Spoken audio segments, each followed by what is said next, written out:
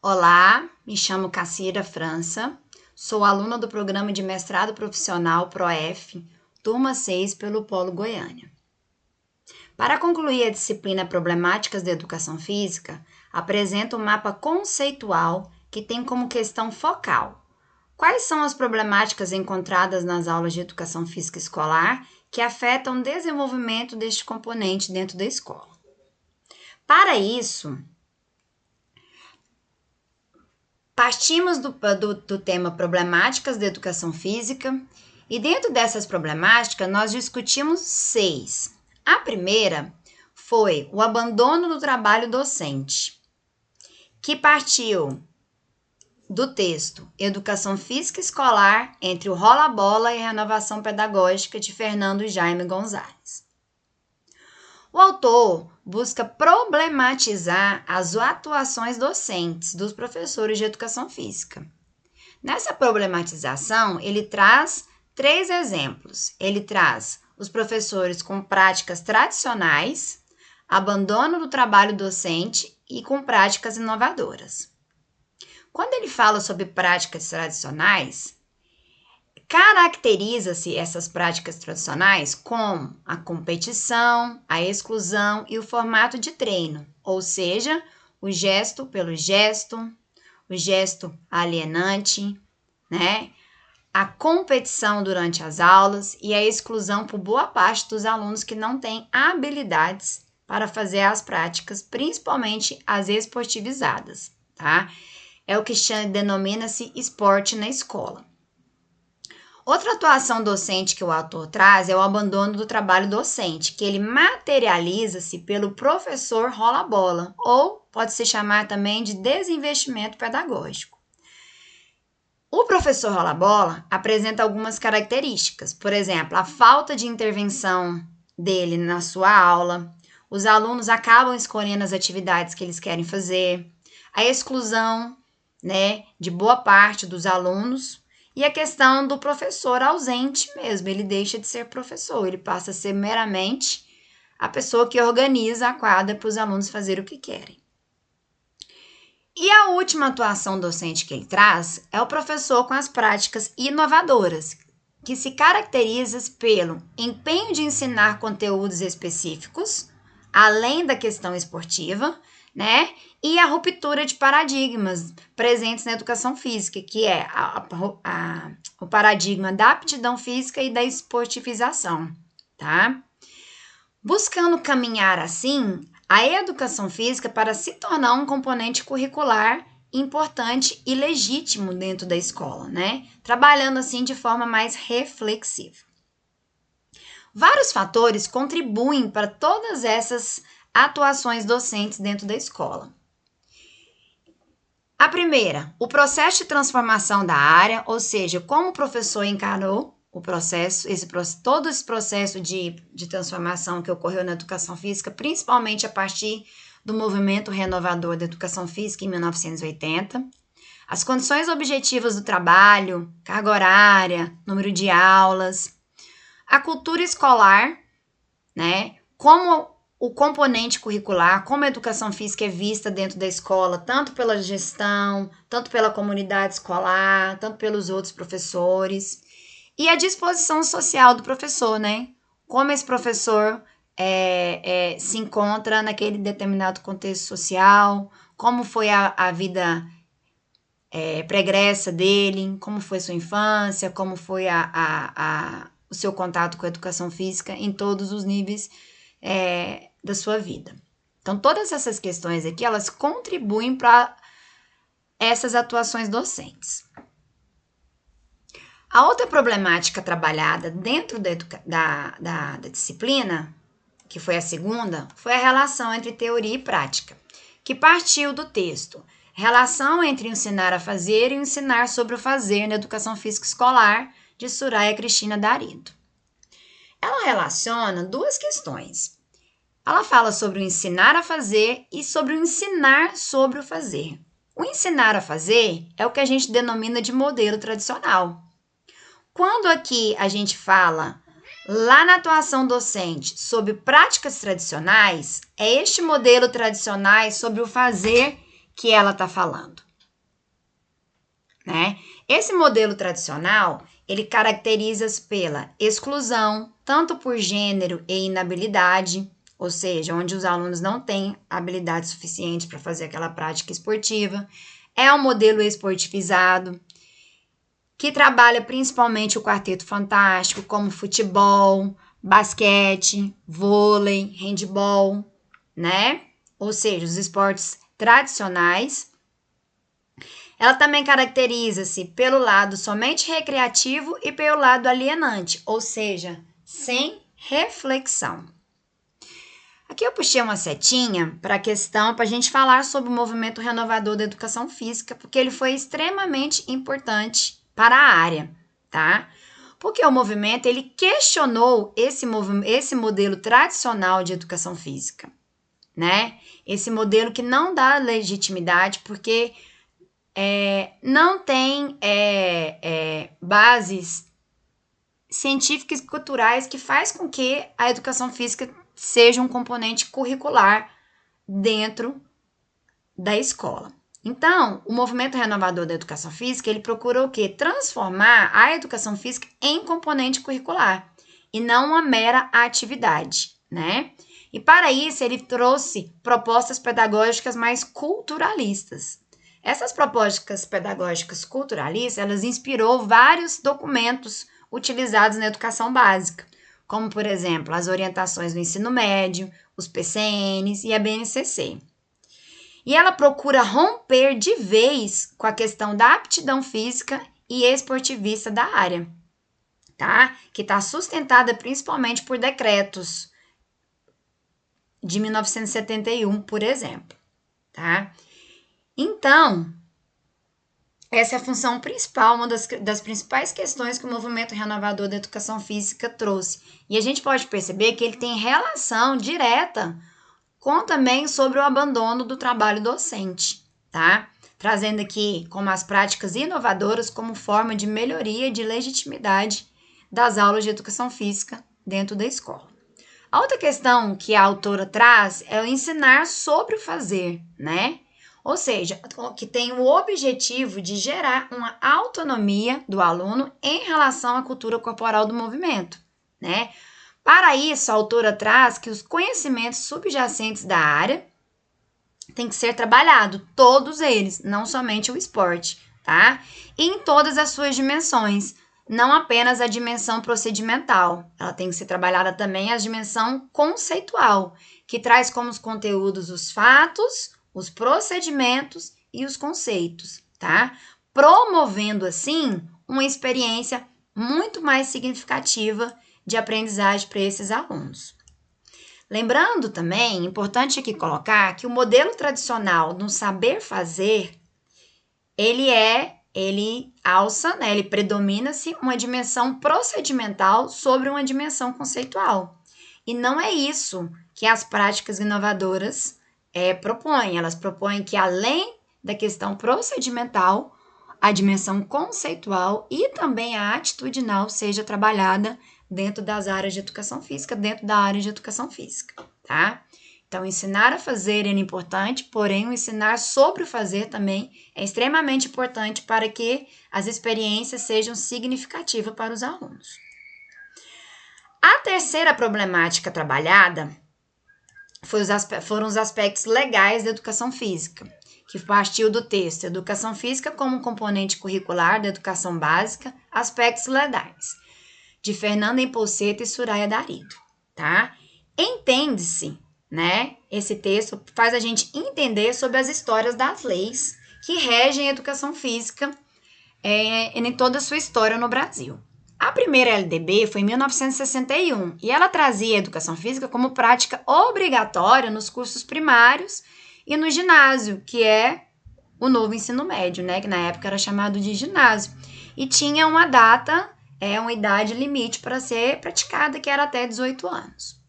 Em 1968, a educação física passou a ser obrigatória também no ensino superior. Em 1968, a gente estava em pleno regime militar. E trazer o esporte ou o exercício físico para dentro da universidade fazia com que os alunos ficassem mais alienados e não se rebelassem contra o sistema. Em Em 1971, a gente teve a segunda LDB, né? Que ela foi concebida em 1971, e a educação física foi concebida como atividade que tinha como função melhorar a moral, melhorar a saúde, né? E deixou de ter como idade limite, por exemplo, 18 anos. Então, quem tinha acima de 18 anos poderiam fazer educação física, era obrigatório. Porém, ela tornou-se facultativa para alguns alunos. Os alunos que trabalhassem mais de 6 horas dias, ou mais de 30 anos, que prestassem serviço militar e que fossem fisicamente incapacitados.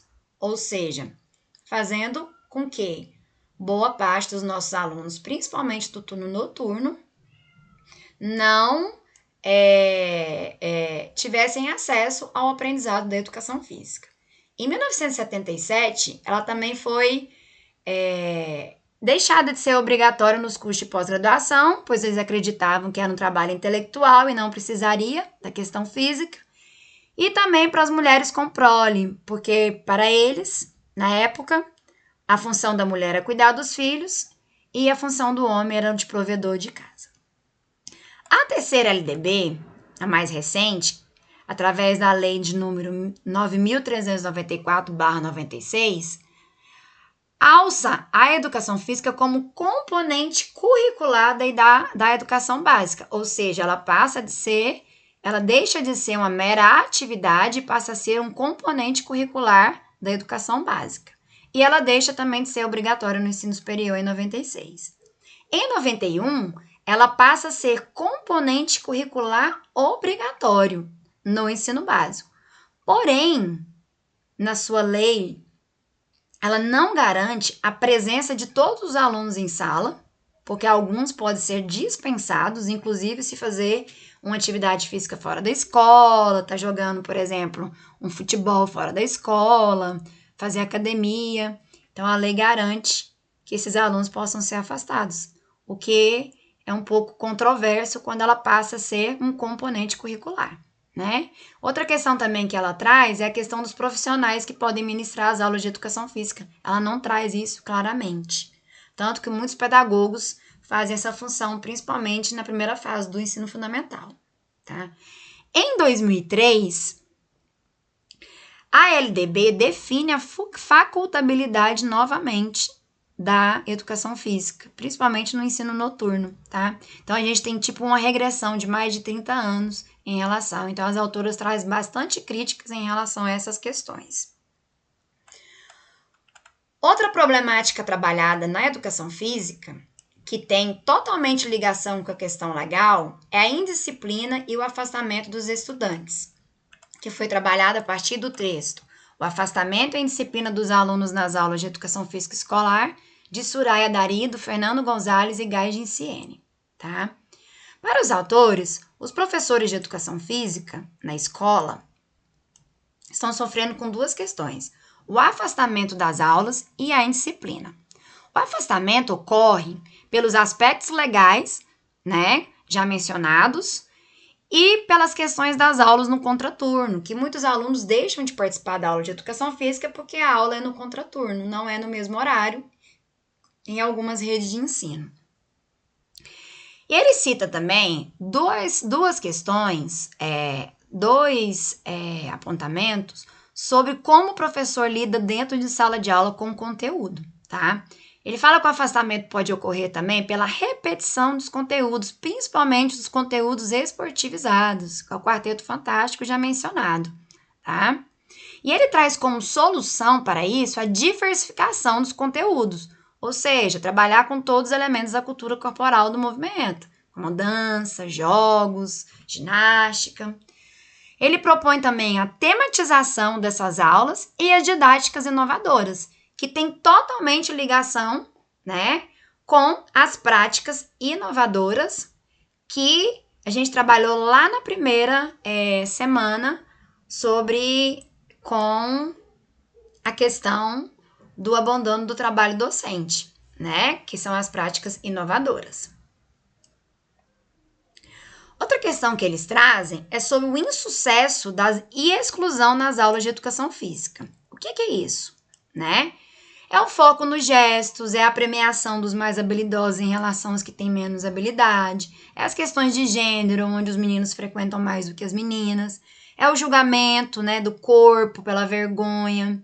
Como a educação física traz essa questão do corpo, do corporal durante as aulas, muitos sentem vergonha do próprio corpo e não fazem, né? Então, isso também faz com que eles se afastem das aulas de educação física. E para resolver essa situação, os autores trazem que o ensino de educação física na escola tem que ser um ensino mais inclusivo.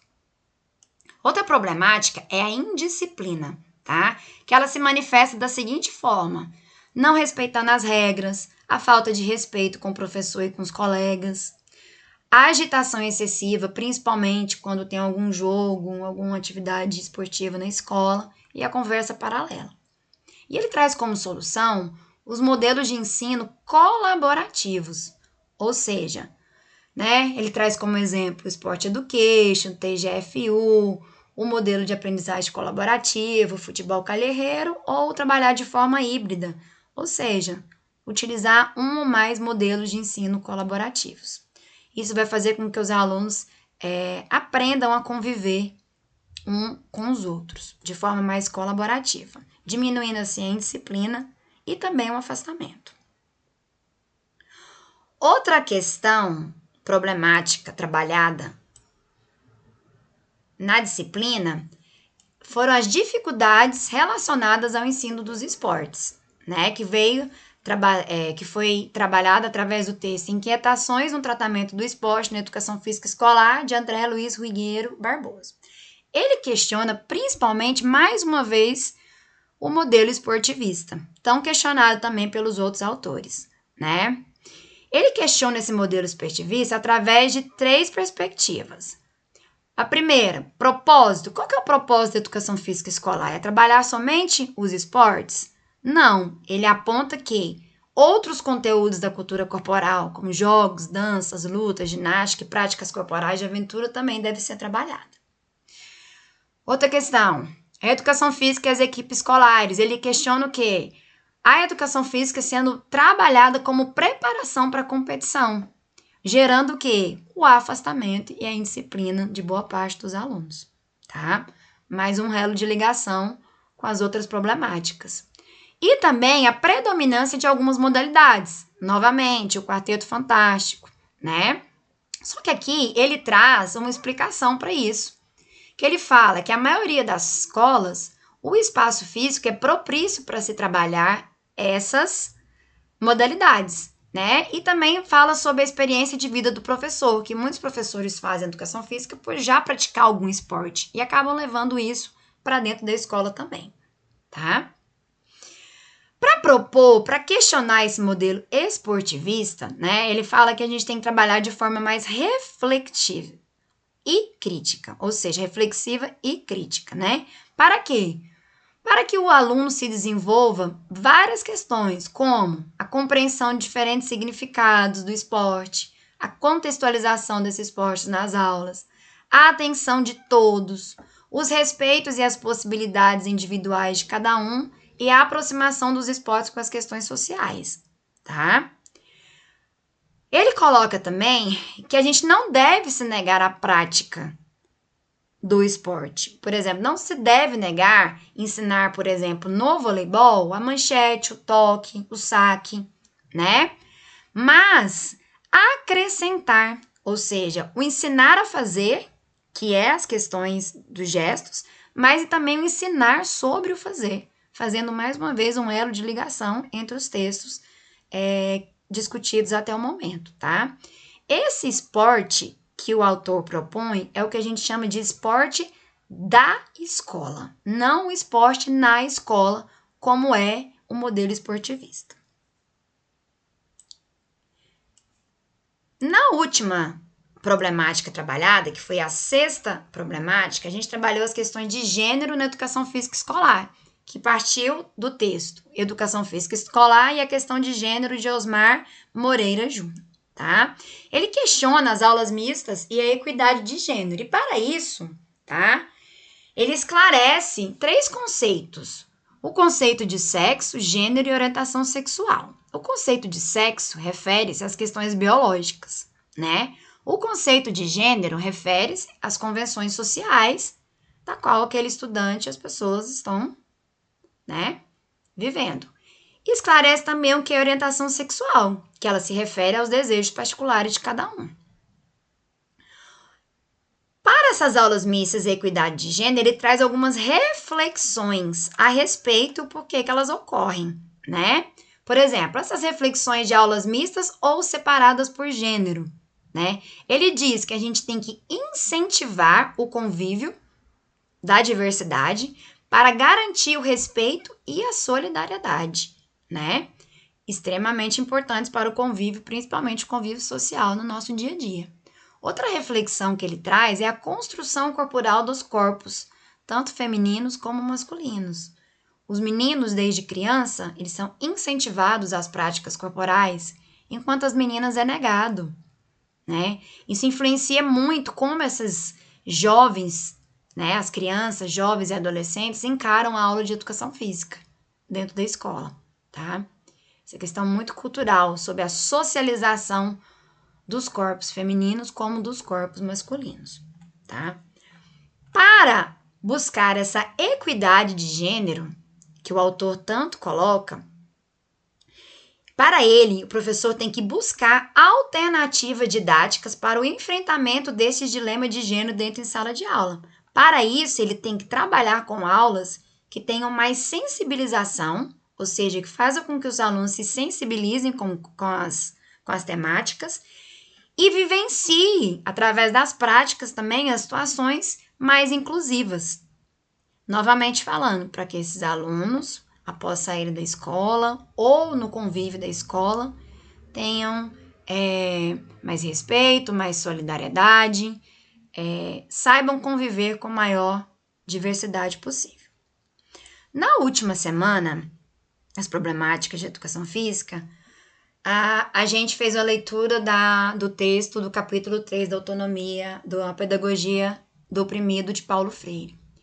Lá ele fala sobre a tematização, problematização e o diálogo reflexivo, né, como forma de melhorar a nossa prática, a nossa praxis, né, que ele fala que a praxis é toda prática que precisa de reflexão, né. A gente precisa entender, como professor de educação física, que a aula não é só sobre o fazer. A gente tem que ter toda uma reflexão sobre aquele fazer. A gente tem que saber sobre o fazer, né? A gente tem a necessidade de superar todas essas problemáticas, até estão apresentadas na disciplina, ou outras que surgirão, né? É o que Paulo Freire fala sobre situações limite. Então, a gente trabalhar com a cultura corporal do movimento, trazendo reflexões sobre esses movimentos, a sua historicidade, fará com que nossos alunos se tornem cidadãos muito mais críticos e democráticos. Obrigada, essa foi a apresentação do meu trabalho.